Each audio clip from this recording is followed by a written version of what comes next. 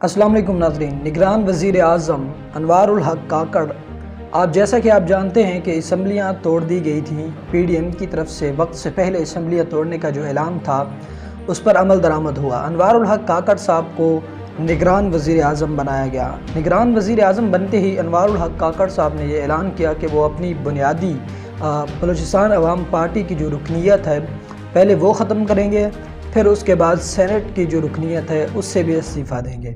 Senate से भी इस्तीफ़ा दे रहे हैं और अपनी पार्टी बलूचिस्तान अवाम पार्टी, दूसरे लफ्ज़ों में आप उसे बाप पार्टी भी कह सकते हैं, उससे भी इस्तीफ़ा देने जा रहे हैं। वो ये सब इसलिए कर रहे हैं ताकि जो उन्हें निगरान वज़ीर आज़म बनाया गया है वो गैर जानबदारी का मुज़ाहरा कर सकें, और गैर जानबदारी दिखाते हुए ये तमाम तर प्रोसेस जिनके लिए उन्हें वज़ीर आज़म बनाया गया है कि 3 माह के अंदर अंदर वो इलेक्शन करवाएंगे, शफाफ इलेक्शन करवाएं, उसके लिए उन्होंने ये कदम उठाया है और इस्तीफ़ा देने का ऐलान किया है।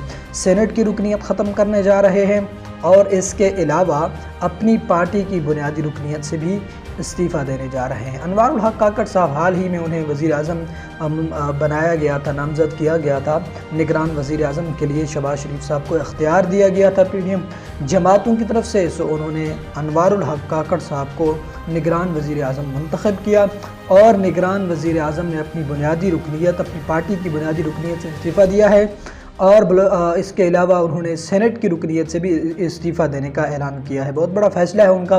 गैर जानबदारी का मुज़ाहरा करते हुए अपनी पार्टी भी छोड़ रहे हैं, सेनेट की सीट भी छोड़ रहे हैं, ताकि आने वाले जो इलेक्शन हैं उनको साफ़ शफाफ बनाकर कौम को एक नई हुकूमत दें जो कि आने वाले पाकिस्तान के मुस्तक़बिल का फ़ैसला करे।